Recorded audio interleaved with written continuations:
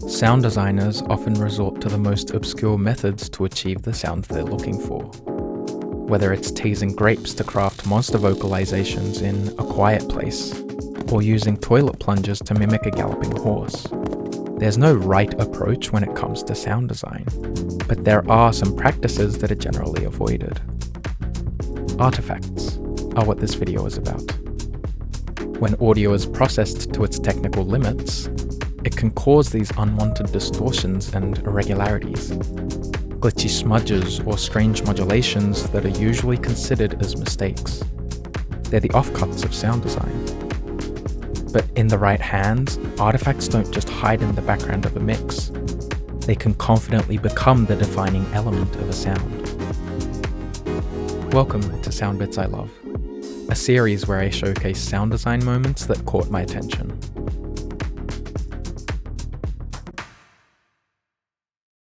Sonic artifacts can sound like this.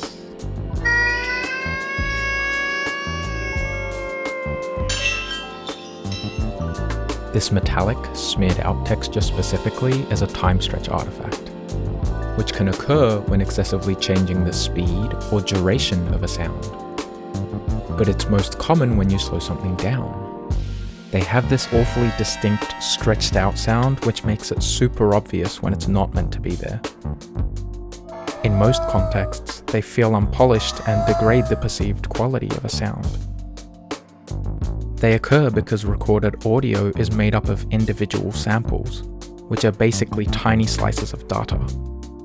Stretching them apart forces software to guess what should go between the gaps and fill in the missing information. It's not a perfect analogy, but it's similar to frame rate. Lower frame rates look choppy because there aren't enough visual snapshots to create smooth motion. Similarly, fewer audio samples leave software with less data to work with, making the sound fragile and prone to distortion when stretched. These artifacts aren't intended to be used. I can't stress enough how they're distorted mistakes, born from the shortcomings of time-stretching algorithms. Speaking from experience, it's frustrating when you're trying to extend the length of a sound and it comes out all warped. But when they're used creatively, they can become such a powerful tool for crafting wild, memorable sounds. The following uses aren't officially confirmed, but they sound so distinct that I'm confident you'll recognize them too. Newcastle's character intro from Apex Legends is a great example. The intro shows him launching off-screen and landing heroically with a punch. And his final pose is accompanied by a smeared whoosh that lingers. There might be dents in my armor, but the battle is far from over. It feels grandiose, and that final whoosh is arguably responsible for this overall impression. This grating ending sounds like it features a time-stretching artifact, and makes the sound feel unique and memorable. The reverb and upward pitch inflection also makes the artifact sound like it's expanding. This rising sensation mirrors Newcastle's pose, giving the sound a sense of importance. The heavy reverb also helps to soften the artifact's harsh sound, and ensures it sounds like an intentional creative choice. This artifact doesn't degrade the intro, but rather defines it. That spacey, glitched out texture balances the dynamic launch in the beginning. It makes the intro overall feel grounded yet airy, punchy but also clean towards the end. A contrast that coincidentally reflects Newcastle's character as a strong leader who also cares deeply for his teammates. Clean and defend my teammates. This Valkyrie intro is another example. Fight. Win.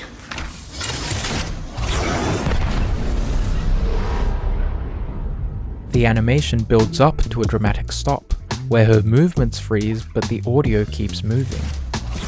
The whoosh continues with a gritty, metallic, time-stretch sound that sustains momentum. It feels like a winding jet engine, or scraping metal, or maybe a revving engine. All of which are textures that evoke impressions of weight and scale, helping make the intro feel larger than life. Once again, the artifact is doing most of the heavy lifting in terms of the sound's character. It feels unapologetically present, much like Valkyrie's character, which is bold and fierce. It's designed to leave a powerful impression, which is especially fitting since this intro is only available to players who have purchased this specific skin. That time stretch texture helps to sell the uniqueness of the intro and makes it feel premium. These uses of artifacts also reflect the broader sonic identity of Apex Legends. The game leans into metallic and futuristic sound palettes, which heavily focuses on synthesized layers and shimmery textures. It also incorporates grit and distortion that feels rebellious and sounds realistic. In this context, artifacts blend beautifully by introducing unpredictability and rawness. It contrasts the game's polish, but deepens complexity, which creates a unique listening experience for players. This next example is from Valorant. Chamber's ultimate ability is a menacing sniper rifle that sounds almost alien. Listen closely and there's a drawn-out texture layered over the initial gunshot.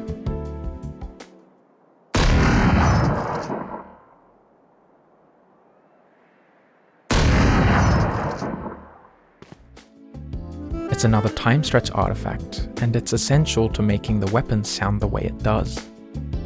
Without this distortion, the shot wouldn't feel as intimidating or memorable. The artifact makes the sound linger just long enough to feel unnatural, but it's tastefully balanced so as to not break immersion. It's especially striking because Valorant's sound design tends to be quite dry, tight, and fast.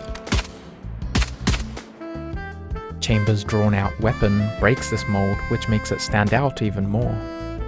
Even the default sniper rifle, the Operator, feels snappy compared to his ult. The ultimate's distinct, stretched-out feeling goes against the established style of the game, which helps to make it sound menacing even from a sound design perspective.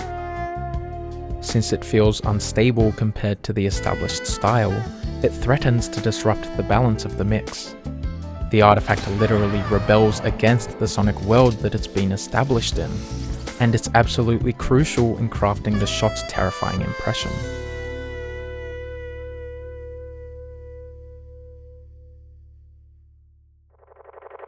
Kensuke Ushio's track, The Devil Hunter, from the Chainsaw Man OST, is another great example.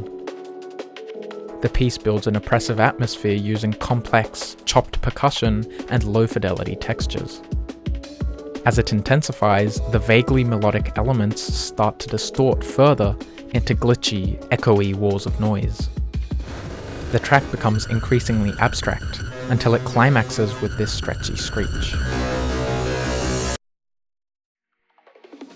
It's another time stretch artifact, and notably, it's the final sound we hear on the song, which says a lot about its intention. Since the piece functions as a musical underscore, this kind of bold ending can be used to accentuate climactic scenes and maximize emotional impact. The artifact's grinding texture sounds violent and mechanical, almost resembling the whine of a chainsaw, which amplifies the sense of unease. And with chainsaws being a core motif in the anime, the jagged texture is a perfect fit for the show's sonic identity. Part of what makes it so striking is also because artifacts are actively avoided by professional sound designers.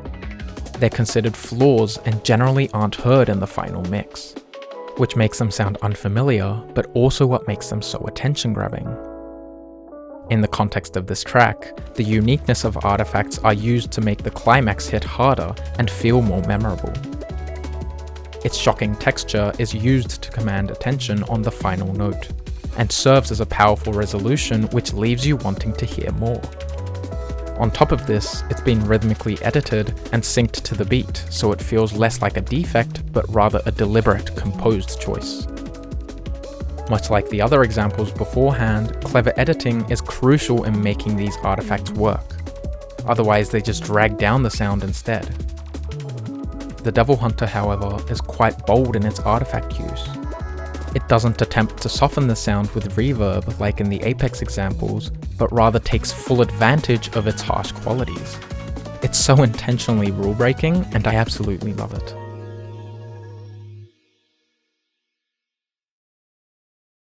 These examples showcase creators who are passionate about technical experimentation and aren't afraid of rejecting convention. Artifacts may be byproducts of limitation, but in these 4 instances, they become defining features of a sound, helping to shape emotional and stylistic identity.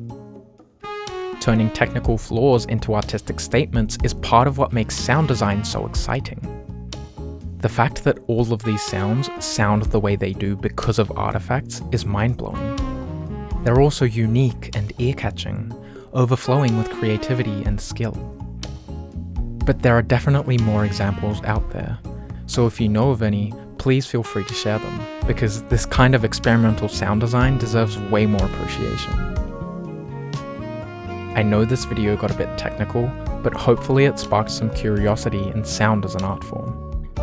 There are more rule-breaking techniques I want to explore, but that's for another time. Anyway, bye.